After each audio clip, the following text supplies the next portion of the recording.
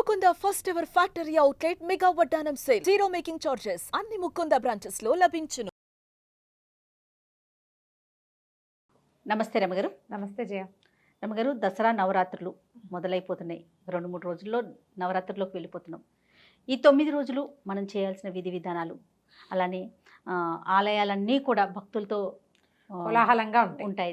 ఇంకా మన విజయవాడ దుర్గమ్మ తల్లి గురించి అయితే ప్రత్యేకంగా చెప్పక్కర్లేదు. ప్రతిరోజు ఒక అలంకరణతో అమ్మవారు చాలా కన్నుల పండుగగా కనిపిస్తూ ఉంటారు కదా. అసలు ఏం చేయాలి, ఎలాంటి విధి విధానాలు పాటించాలి? దసరా 10 రోజుల పండుగ అయితే మన మహాలయ అమావాస్య వెళ్ళిన మరుసటి రోజు నుంచి ఆశ్వేజ శుద్ధ పాడ్యమితో పండుగ ప్రారంభం అవుతుంది. 10 రోజులు అమ్మవారిని నిత్యము అర్చించుకునే విధానాలు కొన్ని. ఇవి పండగ రోజులు కదా, చివరి 3 రోజులు చేసుకుందాం అనుకునే వాళ్ళు కొంతమంది, అదొక పద్ధతి. త్రిరాత్ర వ్రతం అంటారు, 3 రాత్రుల వ్రతం, నవరాత్రి వ్రతము లేదా త్రిరాత్ర వ్రతం. 3 రాత్రులు అంటే సప్తమి, అష్టమి, నవమి 3 రోజులు అమ్మవారిని కలశాన్ని పెట్టుకుని పూజించడం. లేదా మొదటి రోజున మొదలుపెట్టి ఇక్కడి నుంచి మొదలుపెట్టి 9 రోజులు అర్చించి 9వ నాటి రాత్రి అమ్మవారిని సాగనంపి 10వ నాడు విజయదశమి నాడు ఇంకా ఈ దీక్ష ఉండదు. దీక్ష అయిపోతుంది. 9 రోజుల దీక్ష అయిపోయాక అపరాజిత పూజతోటి దసరా పండగ పూర్తవుతుంది. ఎవరి విధానాన్ని బట్టి వాళ్ళు ఆ రకంగా చేసుకుంటారు. దేవాలయాల్లో కూడా కొన్ని చోట్లేమో ఇలా 10 రోజులు రోజుకొక అవతారంతో అమ్మవారిని వెలయించుకోవటం. దశమహావిద్యల్ని పూజించే విధానం కొన్ని ప్రాంతాల్లో, నవదుర్గల్ని పూజించే విధానం కొన్ని ప్రాంతాల్లో, దేవాలయాన్ని బట్టి దేవాలయ ఆగమాన్ని బట్టి పూజా విధానాలు చిన్న చిన్న విధానం ఒకటే. అవతారాలు అలంకరణలు మారుతాయి. అవతారాన్ని బట్టి ఆ రోజున నైవేద్యము, ఆ రోజున అమ్మవారికి కట్టబడేటువంటి వస్త్రాలంకరణ, ఆమెకు సమర్పించే పువ్వులు పుష్ప విధానము, ఏ పూజ విధానము అని పాటిస్తున్నారో ఇక ఆ లైన్లో వెళ్తారు. సాధారణంగా మనలాగా ఇళ్లలో పూజ చేసుకునే వాళ్ళు ఏం చేస్తాము, కలశం పెట్టుకోవటం పెద్ద పని. ఈ కలశం పెట్టడం అంటే ప్రాణప్రతిష్ఠ చేసుకోవటము, కలశారాధన చేయటం. తర్వాత ఏమో ఒక మన 10 రోజులు అఖండ దీపారాధన ఉంచుకోవటం. అంటే దీపం ఇంకా మలగదు. మొదటి రోజున వెలిగిస్తే చివరి రోజు దాకా అది అట్లా కంటిన్యూ చేయాలి. దానికోసమని కొన్ని రకాల నియమాలు పెట్టుకోవటము, 10 రోజులు నియమం పెట్టుకోవటం. అయితే ఇవి సాధారణంగా ఏంటంటే ఇళ్లల్లో లేనప్పుడు, మనకి ఇంట్లో అలవాటు లేదు, ఏదో విని ఒక ఎక్సైటెడ్గా దీనివల్ల అత్యద్భుతమైన మంచి ఏదో జరుగుతుందని మొదలు పెట్టుకుంటే భయంగా ఉంటుంది. అవును, భయం వేస్తుంది. ఇళ్లలో ఉండి పెద్దవాళ్ళు ఉండి పద్ధతులు అలవాటు అయ్యి ఉన్న వాళ్ళు చేసేసుకుంటారు. వాళ్ళకి మనం చెప్పేదేం లేదు. కొత్తగా ఇది ఏదైనా దసరా 10 రోజులు చేసుకోవాలంటే సులువైన పూజా విధానాన్ని అనుసరించండి. స్ట్రెస్ తీసుకోవద్దు. ఎప్పుడూ దేవతార్చన దేవతారాధన స్ట్రెస్ఫుల్గా ఉండకూడదు, బ్లిస్ఫుల్గా ఉండాలి, సంతోషంగా ఉండాలి. చక్కగా సరదాగా రోజు కాసిన కొత్త పువ్వులు, ఫ్రెష్ పువ్వులు అమ్మవారికి అలంకారం చేసుకోవటం, చక్కగా పసుపు రాసి బొట్టు పెట్టుకోవటం, మనం కూడా కాళ్ళకి పసుపు రాసుకోవటం, సూత్రాలకు పసుపు రాసుకోవటం. ప్రతిరోజు తలంటి పోసుకోవాలా, ఇదొక ప్రోగ్రామ్ ఉంటుంది. 2 పూట్ల తలస్నానం చేయాలా అని. అసలు దీక్షలో అయితే తలంట్లే పోసుకోరు. మొదటి రోజున పోస్తే మళ్ళీ 9వ రోజునే. తలస్నాన నియమం లేదు. మొదటి రోజునే తలకు నూనె రాసుకుని స్నానం చేయండి. తర్వాత మీ అలవాటుని బట్టి, అవకాశాన్ని బట్టి గురువారం కానీ శనివారం కానీ తలస్నానం చేయొచ్చు. తలస్నానం చేసే దీపారాధన చేయాలన్న నియమం లేదు. తొలి రోజున చేయాలి. పుణ్యస్త్రీలు, భార్య భర్తలు ఉన్నవాళ్ళు పొద్దున్న స్నానం చేసేటప్పుడు పసుపు రాసుకుని ఒంటికి, లేదా నీళ్లలో ఒక చిటికెడు పసుపు వేసి సూత్రాలకు పసుపు రాసుకుని స్నానం చేయాలి. అది నియమం. మనకు పండగ నియమం అవుతాయి. ప్రతి వాళ్ళకి ఇదే సమాధానం, తలస్నానం చేయక్కర్లేదు. ఈ నియమంతో మనం 9 రోజులు ఏం చేయొచ్చు, రోజు 10 రోజుల పాటు అంటే చివరి అపరాజిత పూజ వరకు ప్రతిరోజు లలితా శాస్త్రమే చేసుకుని మన ఇంట్లో ఉన్న లలితమ్మకే దీపారాధన చేసుకుని పువ్వులు పెట్టుకుని పూజ చేసుకోవచ్చు పద్ధతి ఇది. రోజు లక్ష్మీ అష్టోత్తరం మనకు అదే వచ్చు, ప్రతిరోజు లక్ష్మీ అష్టోత్తరమే కూడా చదువుకుని పూజ చేసుకోవచ్చు. అలాగే కాకుండా ఏ రోజు అవతారం అది. మొదటి రోజు బాలాదేవికి సంబంధించినటువంటి స్తోత్రం బాలాస్తుతి, అది చదువుకోవటం. బాలకి మనకి ఇది దొరికితే అష్టోత్తరం దొరికితే బాలా అష్టోత్తరం, బాలా త్రిపుర సుందరికి. 2వ రోజున అమ్మవారు మారుతుంది, అన్నపూర్ణ, మహాకాళి, మహాలక్ష్మి, మహాసరస్వతి రూపాలు మారుతాయి. ఆ రోజును బట్టి ఈ రోజున ఫలానా అలంకారము, ఫలానా పూజ, ఫలానాది అని దేవాలయంలో ఏం చేస్తారో మనం కూడా ఆ స్తోత్రాలు చదువుకోవటం, ఆయా నివేదనలు పెట్టుకోవటం. అలాగూ ఇలాగూ కూడా చేయొచ్చు. ఏదైనా కరెక్టేనమ్మా, చెయ్యటమే ఇంపార్టెంట్. అంతే. మీరు 10 రోజుల పాటు ఒక నియమాన్ని పెట్టుకుని ఆ నియమ పాలన చేయండి. 2 పూట్ల దీపం పెట్టుకోవటం ఒక నియమం. 2 పూట్ల పూజ చేసుకోవటం ఒక నియమం, 2 పూటల స్తోత్రమో శ్లోకమో చదువుకోవటం. ఇది ఇప్పుడు ఇవన్నీ పాటించలేం. దండం పెట్టుకోండి ప్రతిరోజు. ఇవి మంచి రోజులు. ఇవి ఏంటంటే మనకి ఎట్లా చెప్తారు, మనకి నిన్నటి నుంచి అంటే ఇప్పటిదాకా వర్ష ఋతువు వెళ్ళిపోతుంది. శ్రావణ భాద్రపదాలు వర్ష ఋతువు కదా, ఆశ్వేజ కార్తీకాలు శరద్ ఋతువు, శరత్కాలం వస్తుంది. ఈ శరత్కాలంలో ఏంటంటే మనకి ప్రతి ఋతువులోనూ ఒక్కొక్క పంధ ఉంటుంది. శరత్కాలంలో దేవి సాన్నిధ్యం ఎక్కువగా ఉంటుంది.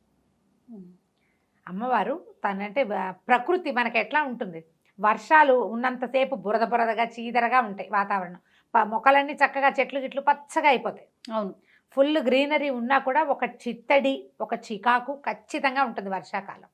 వానలు తగ్గి శరత్కాలం వచ్చేసరికల్లా చిత్తడి తగ్గిపోతుంది, శోభాయమానంగా ఉంటుంది, ప్రకృతి ఇవ్వడానికి సిద్ధంగా ఉంటుంది.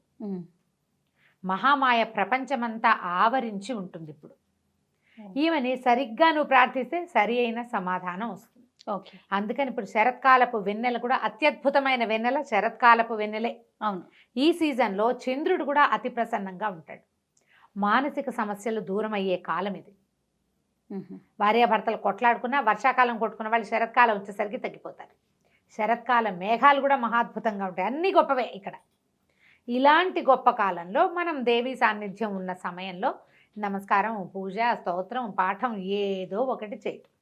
దీంతోపాటు మనం ఈ 10 రోజులు అమ్మవారికి ప్రత్యేకంగా చెప్పబడే రాత్రులు కాబట్టి కుమారి పూజ చేసుకోవచ్చు. కుమారి పూజ కూడా 2 ఏళ్ల వయసు నుంచి 9 ఏళ్ల వరకు. ఓకే, 2, 3, 4, 5, 6, 7, 8 సంవత్సరాలు నిండితే 9వ ఏడు వచ్చిన పాప ఇంకా పనికిరాదు. మనకి అష్టవర్షాత్ భవేత్ కన్య అని చెప్తారు. 8 ఏళ్ళు నిండితే కన్య, అక్కడి నుంచి పనికిరాదు. ఏ వయసు పాపాయి కానీ మనకి అందుబాటులో ఉన్నా కూడా పాపాయికి పాదాలకు పసుపు రాయటం, పారాయణ పెట్టడం, చక్కగా బొట్టు కాటుక పెట్టడం, పువ్వులు అలంకారం చేయటం, ఏదైనా వస్త్రం సమర్పించటం, చక్కగా తినడానికి కూర్చోబెట్టి ఆమెకు నచ్చింది చేత్తో ముద్ద తీసుకుని తినగలిగే పిల్ల చాలు మనకి. ఏ వయసు పాపకైనా కుమారి పూజ అని చేసుకోవచ్చు. ఇది మొదటి రోజే చేయక్కర్లా, 1వ రోజు నుంచి 9వ రోజు వరకు ఏ అవకాశం ఉంటే ఆ అవకాశం చేసుకోండి. ఓకే, దీనికి ఏంటంటే నియమం మన ఇంట్లో పిల్లలు కూడా చేస్తారు, సొంత పిల్లలు కాకుండా. కుల నియమం లేదు, ఓహో, వీళ్ళే కావాలన్న నియమం లేదు. నియమం లేకుండా ఎవరికైనా సరే బాలాస్వరూపంలో అమ్మవారు అత్యంత ప్రసన్నంగా ఉంటుంది.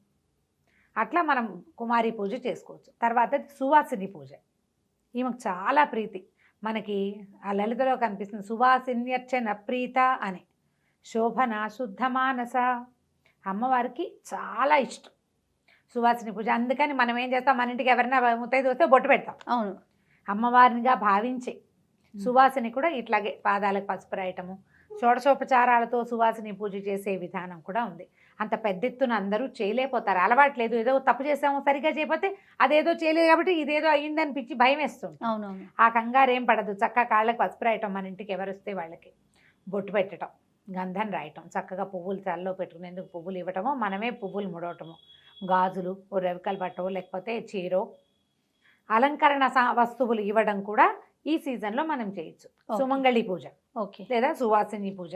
ఓకే, రోజుకొకళ్ళకి చొప్పున ముత్తైదుకి మనం తాంబూలం ఇచ్చుకోవటం కూడా ఒక నియమంగా పెట్టుకుని చేసుకోవచ్చు. మీరు ఏది పెట్టుకున్నా ఓకేనే.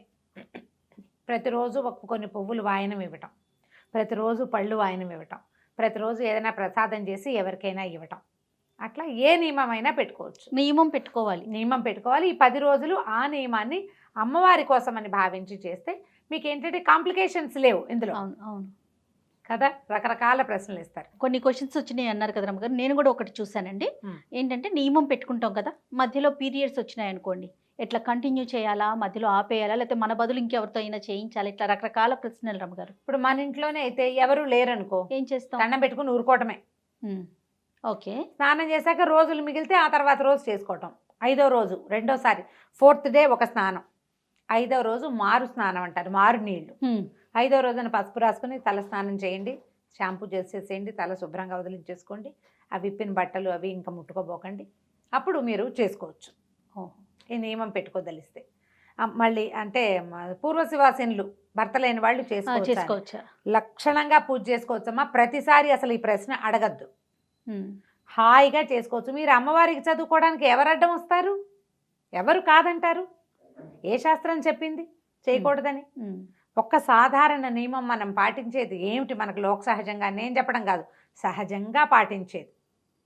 ఎవరికైనా బొట్టు కాటుక మీరు పెట్టకూడదు, బొట్టు పెట్టి ఇవ్వకూడదు అన్న మాట చెప్తారు.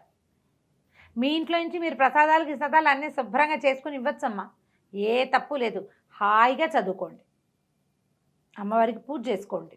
పువ్వులు పెట్టి పూజించడానికి అభ్యంతరం ఏముంటుంది? ఏమీ అభ్యంతరం లేదు. దాని మీద ఇంకా ఆలోచించకండి, ప్రశ్నించకండి. ఒకళ్ళు చేస్తే రెండో వాళ్ళు మీరు ఇలా చేయకూడదు కదా అలాంటి పిచ్చి మాటలు మాట్లాడిపోకండి. పరిస్థితులు ఎవరికి ఎప్పుడు ఎలా తిరుగుతాయో మనకు తెలియదు. దాని మీద అసలు ఆలోచనే లేదు.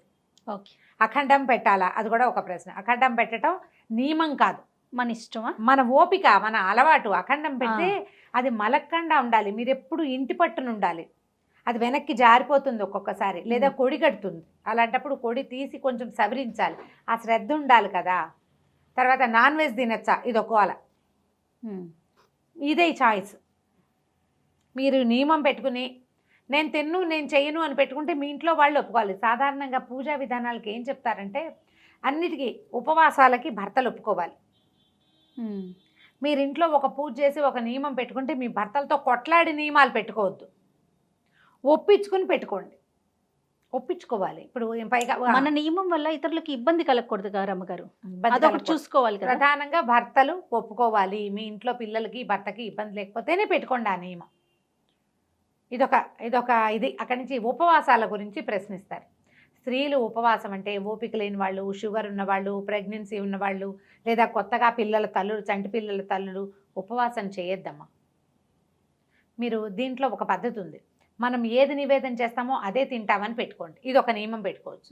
నాది అదే నియమం 10 రోజులు. ఓహో, అమ్మవారికి ఏదైతే నివేదన చెయ్యనిది ఏది నేను తిన్ను.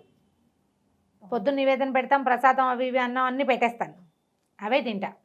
ఇక వేరే నివేదన చేయబడని అరటిపండు కూడా నేను తిన్ను. 2 పూట్లు అవే తింటారా రమ్మగారు? 2 పూట్ల అదే తింటా. మా నియమం అదే. పగళ్ళు డాక్టర్ గారు ఉపవాసం ఉంటారు, ఆయన రాత్రి భోజనం చేస్తారు. నాకు అన్ని రోజులు పగలు ఉపవాసం చేస్తే నేను నిద్ర లేవలేదు. ఓకే, పని చేయాలి కదా, ఎంత పని రమ్మగారు. అందుకని ఇంకా అది పెట్టుకోవట్లేదు. ఎప్పుడు ఇదే పంద. పొద్దున పూట నివేదన ఏది చేస్తే అది నివేదన చేయకుండా మధ్యాహ్నం పిల్లల కోసం ఏదైనా చేస్తే నోట్లో వేసుకోవడం, స్నాకింగ్, నథింగ్ డూయింగ్, ఇలా పెట్టుకోవచ్చు. ఓకే. ఈ ఉపవాసం ఉండటం కూడా పగలు ఉపవాసం ఉండి రాత్రి భోజనం, ఇవి రాత్రి పూజ చాలా ఇంపార్టెంట్ దసరాల్లో. సాయంకాలం చేసే పూజ మంచిది, చాలా అంటే విశేషమైందని చెప్తారు. రాత్రి అని చెప్పబడుతోంది కదా, అదేలేండి. మీ వెసులుబాటు, మీరు చేసుకోగలిగితే సాయంకాల పూజ సంధ్యాకాలం నుంచి మొదలుపెట్టి రాత్రికి చేసే పూజ. మీరు ఆ నియమం పాటించలేకపోతే పొద్దునే చేసుకోండి. కొంతమందికి కుదరదు. అవును, కొంతమందికి కుదరదు. పొద్దుటి పూట చేసేసుకోండి. సాయంకాలం ఒట్టిగా దీపారాధన చేసుకోండి. పిల్లలు స్కూల్ నుంచి ఇంటికి వచ్చాక అక్కడ కూర్చొని చదువుకోవడానికి దానికి కుదరదు, చిన్న పిల్లలు. లేదా పిల్లలు సాయంకాలాలు ఆటలాడుకుంటారు, వాళ్ళని వెతుక్కుంటూ ఉండాలి, అది కూడా ఉంటుంది. ఇప్పుడు స్కూళ్ళు ఉండవు కదా, సెలవులే కాబట్టి పర్వాలా. పొద్దున పూట ఏమైతే ఏదో ఆడుకుంటారు, ఏదైనా బ్రేక్ఫాస్ట్ చేసి అక్కడ పెట్టేస్తే వాళ్ళ దారిని వాళ్ళు తింటారు. ఆ టైంలో మీరు ఏమన్నా చదువుకోవచ్చు, పూజ చేసుకోవచ్చు. సాయంత్రం కష్టమైతే సాయంత్రాలు పెట్టుకోపోకండి, ఉదయకాలమైనా చేసుకోవచ్చు. ఉపవాసం ఉండదలుచుకున్న వాళ్ళు పూజ అయ్యే వరకు ఉపవాసం చేయండి.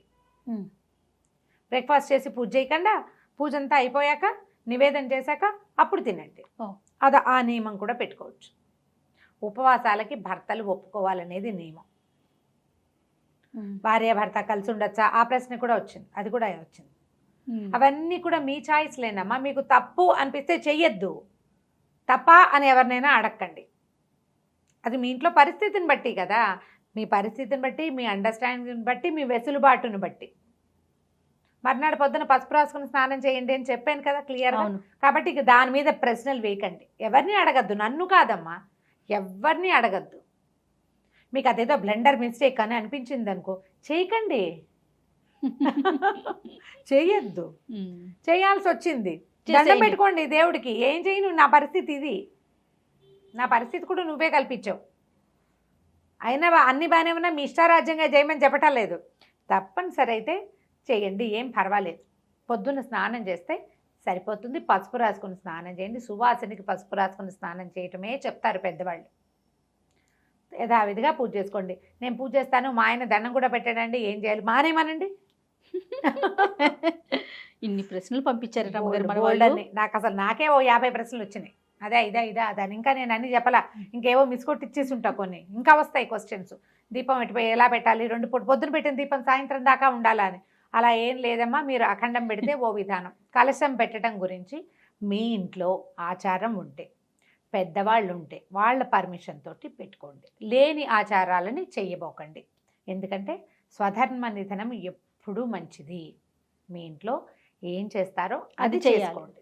మీకు సార్ చేసుకోవాలని ఉంటే పెద్ద పెద్దవి చేయబోకండి. నేను చెప్పినట్టు సింపుల్గా ఏదైనా చక్కగా చదువుకోండి రోజుకొకటి. అయితే చాలా సందేహాలు, ధర్మ సందేహాలు చాలా ఉన్నాయి రమ్మగారు. ఈ నవరాత్రులకు సంబంధించి మనం ప్రతిరోజు కూడా అమ్మవారికి సంబంధించి ఆ రోజు అలంకరణ, ఆ రోజు పూజా విధానం, మనం పాటించాల్సిన విధి విధానాలు ఇవన్నీ కూడా మనం ప్రేక్షకులకి అందిద్దాం రమ్మగారు. ప్రతిరోజు 10 డేస్. రేపొద్దున అమ్మవారికి ఎలాంటి వస్త్రం సమర్పించాలి, ఏ అమ్మవారిని పూజించాలి, అవును, ఏ ప్రసాదం పెట్టుకోవచ్చు, అది కూడానమ్మా నేను చెప్తున్నాను. మనకు దుర్గగుడిని ఫాలో అవుతాం మనం. విజయవాడలో ఉన్న కనకదుర్గాదేవి ఇంద్రకీలాద్రి మీద ఉంది. అమ్మవారి దేవాలయంలో ఏం చేస్తారో అది చెప్తాం. అట్లనే అయితే దాంతో పాటుగా అక్కడ ఏం చేశారో అది చేయకపోతే కొంప మునిగిపోతుందని మాత్రం అనుకోవద్దు. అవకాశం ఉన్నంత వరకు చేయండి. లేకపోతే రోజు ఒకటే చదువుకోవచ్చు, అంతే. రోజు ఒక నైవేద్యమే పెట్టచ్చు. అవన్నీ విశేషాలు చేయలేరు. మీరు వండుకున్న అన్నం, పప్పు, నెయ్యేసి, బెల్లం వేసి నైవేద్యం చేయండి, అది కూడా పనికొస్తుంది. అబ్బే మేము చేయలేము, పాలు పళ్ళు పెట్టండి, అది కూడా పనికొస్తుంది. ఇది విధానం. కుదిరితే చేసుకోండి, ఎంత కుదిరితే అంత చేయండి, అసలు చెయ్యండి చాలు. అంతే. నమస్తే రమ్మగారు. నమస్తే. Anchor's dress courtesy by Saki.